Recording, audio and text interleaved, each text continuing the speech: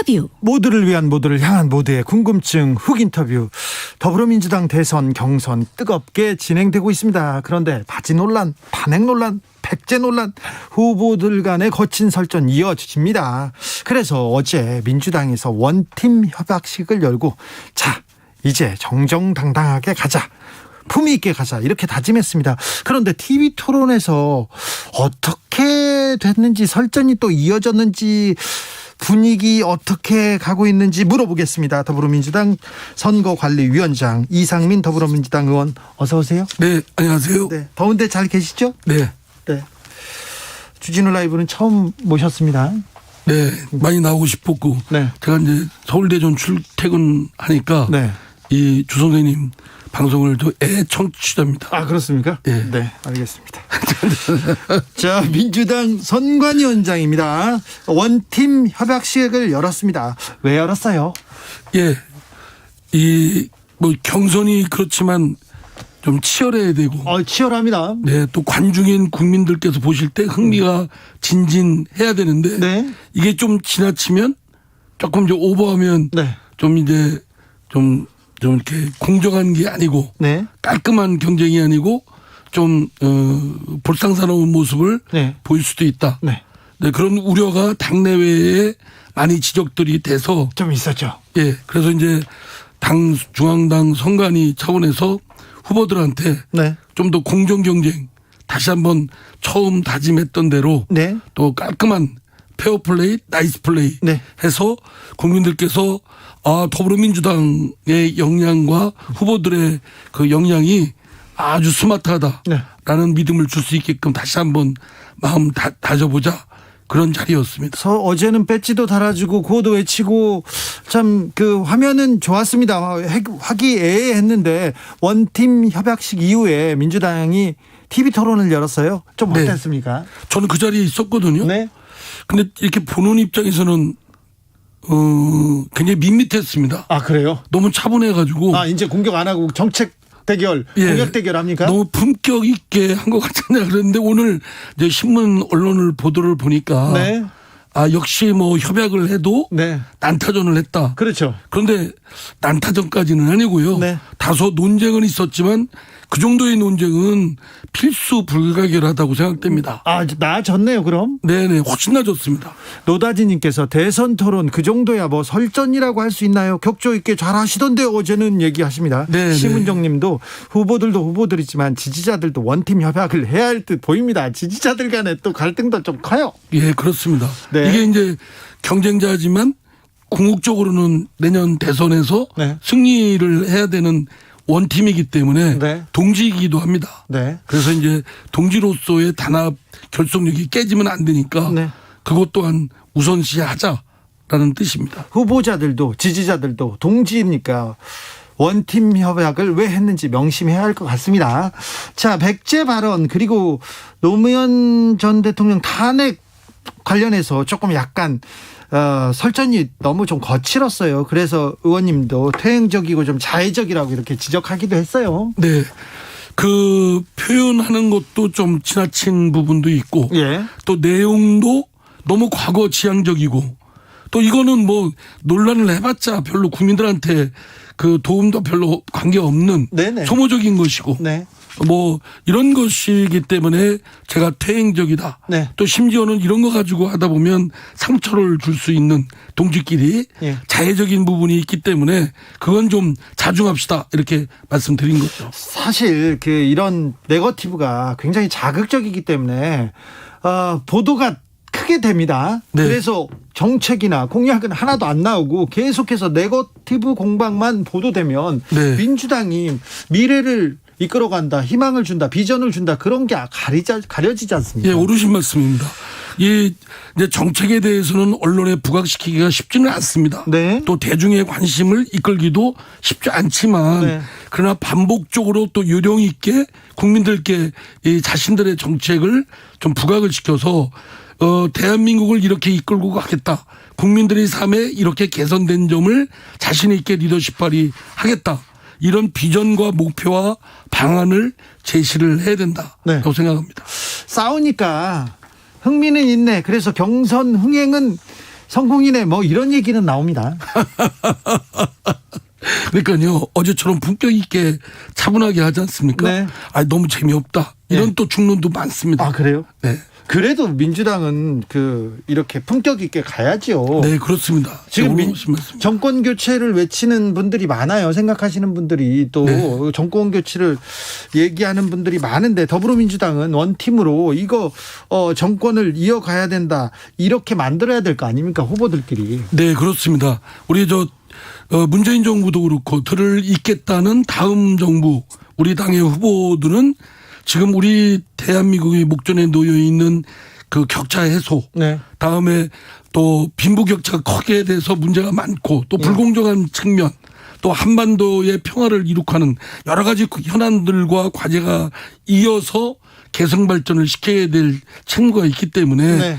지금까지의 시행착오까지 포함해서 그게 축적된 경륜과 식견, 역량을 가지고 다음 대한민국을 이끌어 나가도록 국민들께 그런 믿음을 줘야 된다고 생각합니다. 네. 민주당 선관위원장이어서 굉장히 품격 있게 얘기하니까 또 재미는 없다 이렇게 해서 얘기하는 사람들도 있습니다. 자, 저쪽으로 좀 넘어가 보겠습니다. 네. 야권의 대선 후보 간의 공방도 이렇게 뜨거운데요.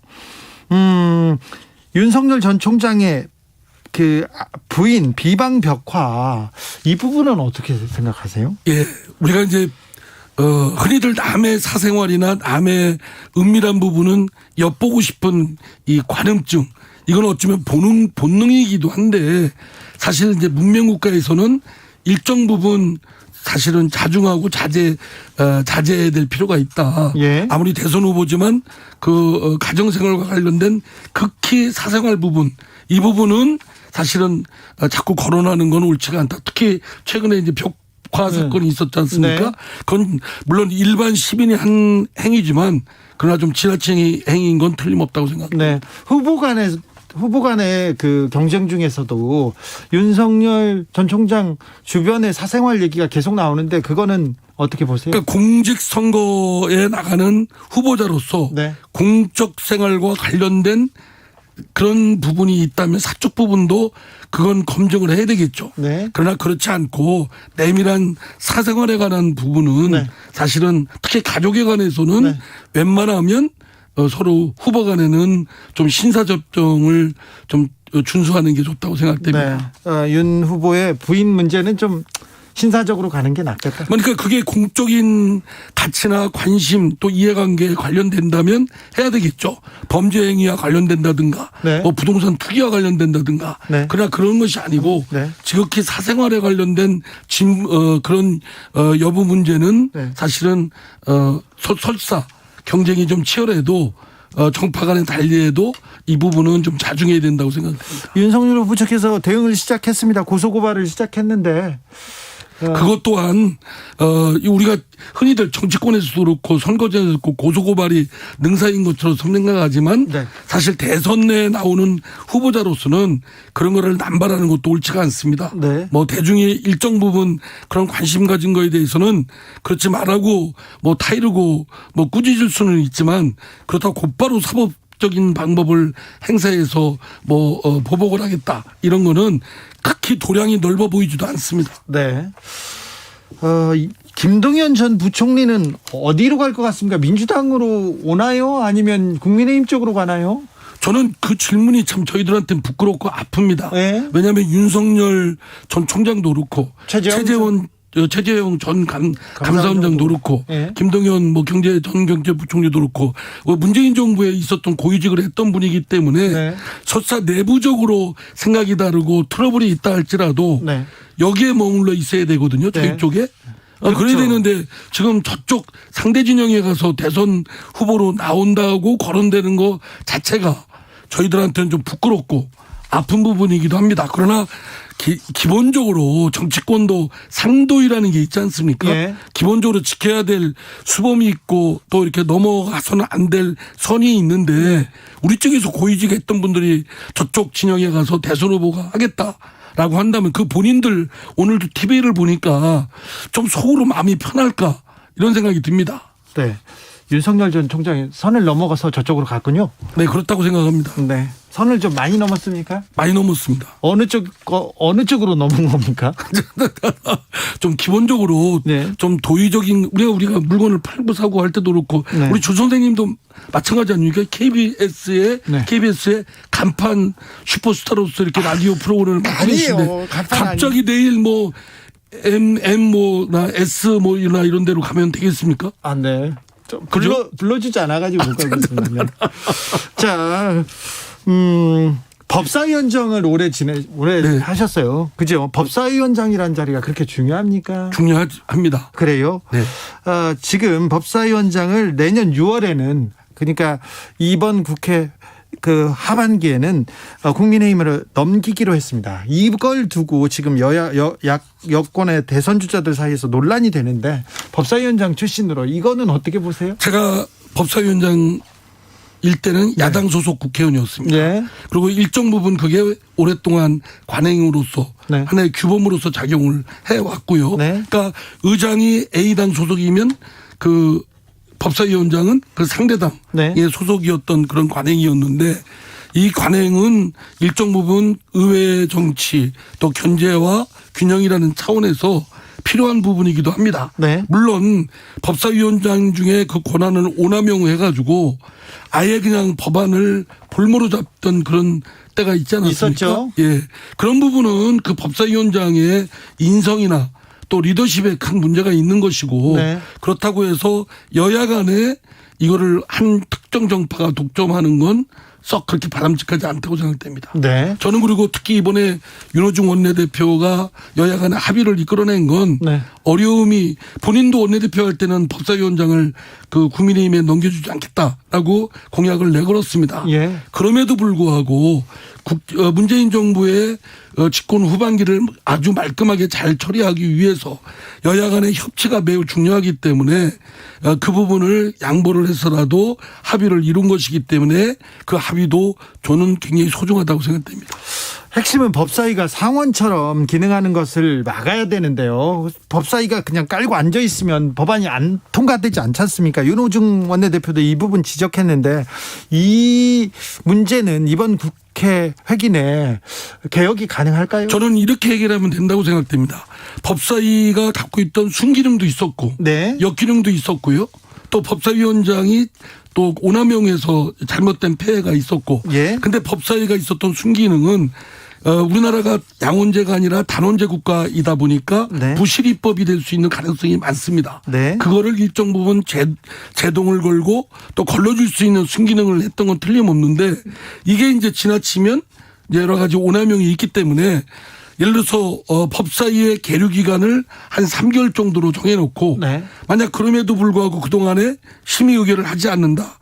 그러면 본회의에 자동 회부도록 하면 네. 법사위원장이 움켜쥐고 법안 통과를 못하게 하는 그런 폐해는 무력화시킬 수 있다고 생각됩니다. 일부 국민들이 법사위원장을 내주면 개혁 물 건너가는 거 아니냐 이렇게. 그렇지 않습니다. 우리가 또 170여 석의 의석을 갖고 있고 예. 또 저희와 우호적인 또 정당들이 여러 분들이 의원님들이 계시고 또 하기 때문에 국민과의 여론을 잘 만들어서 또 야당을 잘 설득해서 하면 저는 할 수 있다고 생각됩니다. 네. 3432님께서 현 국민들은 이렇게 생각합니다. 정치인들 아무도 안 믿어요. 어느 분이 돼도 상관없습니다. 그렇습니다. 그런데 어떻게 이 문제를 해결할 것인지 민주당은 어떻게 해결할 것인지 그걸 물어봅니다. 지금 이제 우리 당의 당원들 중에는 네. 이제 법사위원장을 야당에 내년 네. 후반기부터 네. 넘겨주기로 했다는 합의에 대해서 굉장히 비판적으로 보십니다. 네. 뭐 일리 있는 지적일 수도 있고 네. 또 과거에 대한 여러 가지 걱정에 대한 그런 반추일 수도 있다고 네. 생각되는데 그러나 여야 간에 의회에서 국회에서 합의를 이뤄낸 건 매우 중요하다고 생각되고 네. 그 원내대표의 그 어떤 고육직책을 일정 부분 좀 존중해 줄 필요는 있겠다라고 네. 생각됩니다. 9142님께서 법사위 역기능을 고치는 건 좋은 모습이지만 가지고 있을 때는 왜 미리 개혁하지 않았나요? 이렇게 얘기도 하시고요. 8748님은 저는 민주당이 네거티브를 했기 때문에 언론과 국민들의 관심을 가지게 되었다고 봅니다. 이제부터 정책 토론하면 국민들이 많은 관심을 가질 것 같습니다. 민주당이 1회전 끝나고 의도된 것인지는 모르지만 작전이 참 좋았던 것 같습니다. 얘기합니다. 아까 청취자분 중에 한 말씀 뭐 정치인들 못 믿는다고 네. 말씀하시는데 그건 뭐 충분히 그런 지적 따끔한 말씀은 잘 알겠는데 네. 그렇다고 해서 정치의 기능까지 폄하시켜서 안 된다고 생각합니다. 그렇죠. 정치는 매우 중요하기 때문에 네. 시민들이 관심 갖고 정치인들에 대해서 요구도 하시고 감시도 하고 그런 역할은 계속 해 주셔야 된다고 생각합니다. 그래야 정치가 또 발전하죠. 네, 그렇습니다. 그렇죠. 그래야 국회의원들이 일하고요. 네. 네. 이상민 의원은 그러지 않아도 일 열심히 하죠. 네. 여기까지 듣겠습니다. 네, 감사합니다. 더불어민주당 선관위원장 이상민 의원이었습니다. 감사합니다.